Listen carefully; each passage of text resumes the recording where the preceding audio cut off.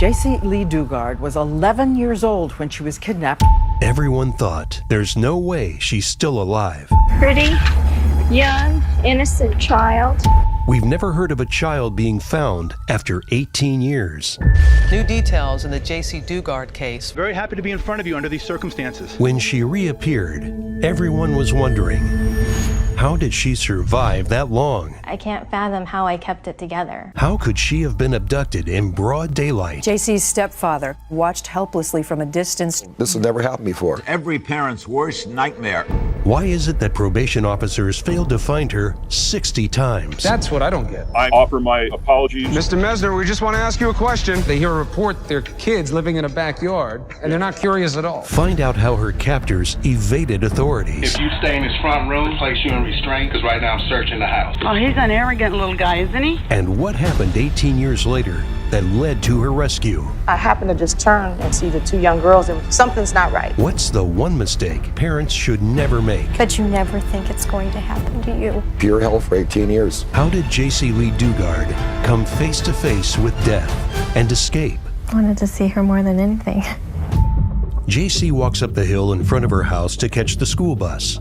When she reaches the road, a gray car pulls up beside her and cuts her off. She freezes. The man inside rolls down the window. And his hand shoots out, and I just feel numb. He shocks her with a stun gun. My whole body is tingly. I don't know what it's from. She falls instantly to the ground, unconscious, before he grabs her and shoves her inside the back of the car. 911? This is 911. On Pioneer Boulevard, the wash zone. My daughter was just kidnapped. Top of the hill was a great Ford. A man and a woman in the car. She comes to, face down, on the floor in the backseat of a car. The man behind the wheel is Philip Garrido, a convicted sex offender. Holding her down on the floor is his wife, Nancy. After we were driving for a while, I heard the driver say, "I can't believe we got away with it." And he started laughing. It was like the most horrible moment of your life. The Garridos drive their captive 150 miles to a blue house in a neighborhood near San Francisco. Garrido strips off her clothes and puts a blanket over her head. He takes the naked child into this shed, completely soundproof. He tells her he's going to put her in handcuffs.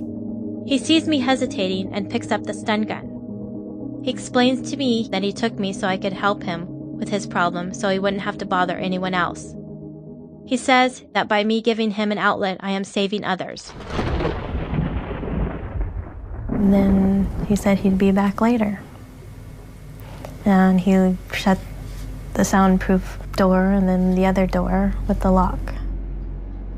Have you seen Jaycee Lee Dougard? 120 miles away, her loving mother searches relentlessly for her missing child. She even goes on national TV to plead for help. Pretty, young, innocent child, and it's time that she comes home. What followed was a massive search for Jaycee. Friends have been searching with her all day and evening. Police started searching. Police set up a roadblock and go door to door. Parole officers come to the Garrido house. Jaycee Dougard is being held captive just 30 feet away.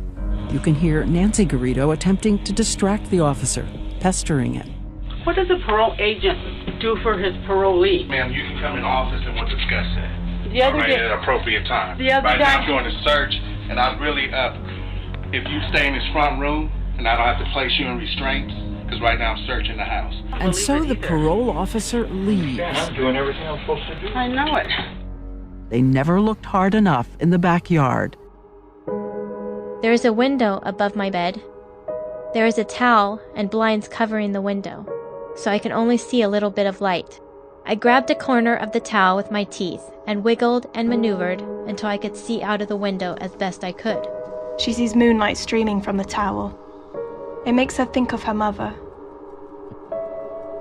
We would always sit on the porch and we would debate whether the full moon or the crescent moon was the better moon. Just always made me think of her. I sing to myself the song we used to sing together. I see the moon and the moon sees me. God bless the moon and God bless me. I miss her so much. I wanted to see her more than anything. worried I'd forget what she looked like or what she sounded like. Would she forget me? That night, 120 miles away, her mother looked up at the same moon thinking of her. June 2nd. I miss her. I wonder what she thinks about. I wonder if she ever thinks about me.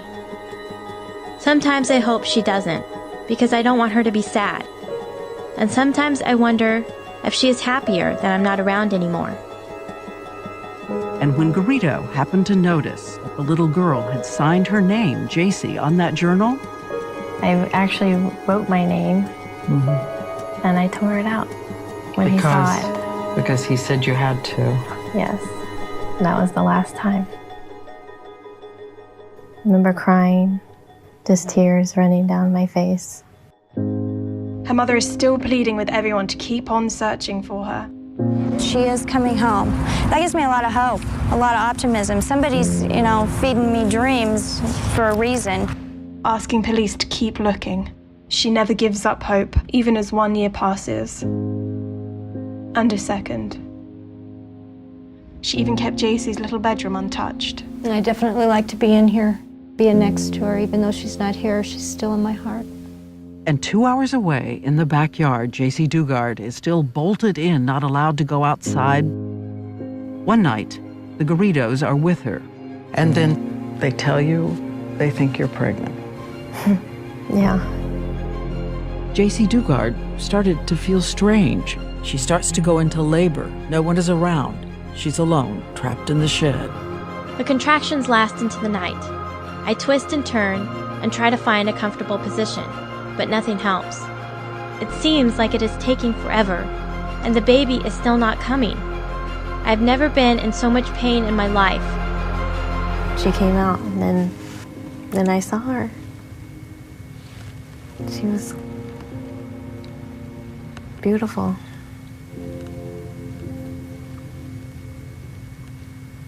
I felt like I wasn't alone anymore.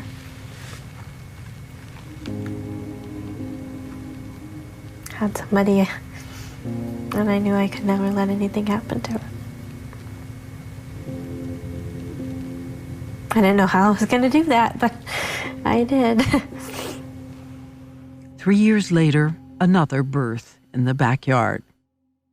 Hi, my name is Terry. I have an 11-year-old daughter named Jaycee Lee Dougard. I've not seen Jaycee in 7 years. There was an extensive search in the beginning. We did a massive poster mailing. We did everything we possibly could to help find her. And all I can think about, all I can remember is not being able to hold her and hug her and kiss her. By this time, August 2009, Jaycee Dougard had long since stopped looking at the moon as she used to do with her mother. It was just too painful. But mysteriously, this night, for some reason, I looked up and the moon was just bright and beautiful. And 120 miles away, someone else has also grown 18 years older. Jaycee Dougard's mother also looks up. I had gone to my second job and got home about 8:30, 9 o'clock, and I was tired and hungry and wore out. And I remember looking up at the moon, and then I said, "Okay, Jace, where are you?"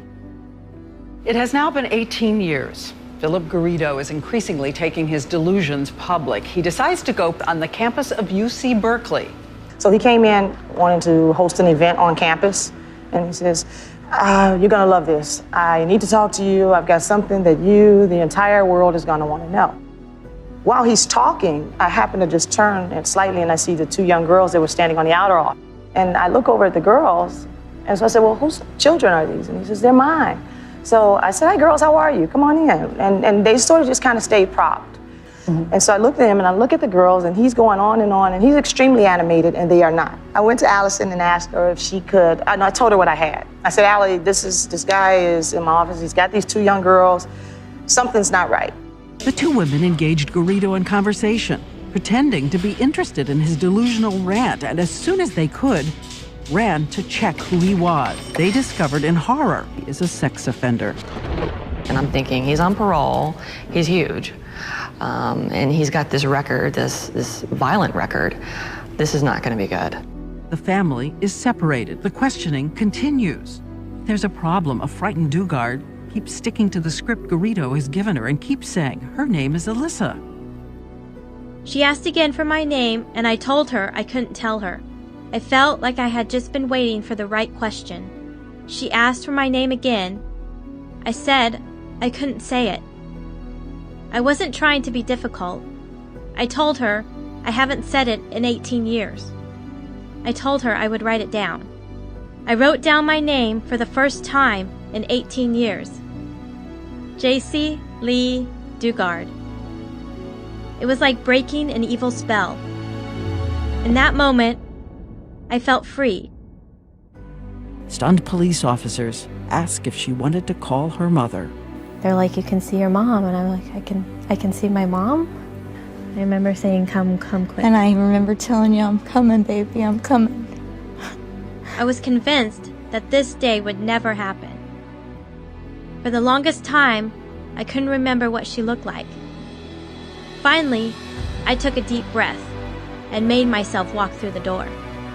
And there she was! I knew it was her instantly, with arms wide open. I walked to her, and she was smiling and crying, and she put her arms around me, and I felt so safe and whole again. She was my mom, and she was holding me. As we stood there crying on each other's shoulders, she pulled back a little to look me in the eye and hold on to my shoulders. She said to me, I knew I would see you again. Today, her two babies are attending college. They're so resilient and they're beautiful and loving. It's taken a lot of time and it hasn't come overnight. You know, you have to put in the hard work and cry and for sure laugh about everything that you can. I didn't want to give one more minute to Philip and Nancy. They took 18 years of my life. I am so lucky and blessed for all the wonderful things that I do have. Life is too short to think about all the things you don't have. I had my girls to give me strength, and perhaps, deep inside, the dim hope of seeing my mom again. Even if it is just one thing or person you have to be thankful for, that is enough. I could not have gotten through my ordeal without believing that someday my life would make sense. Life's adventure is important. It is important to live each day to its fullest, whatever life brings you.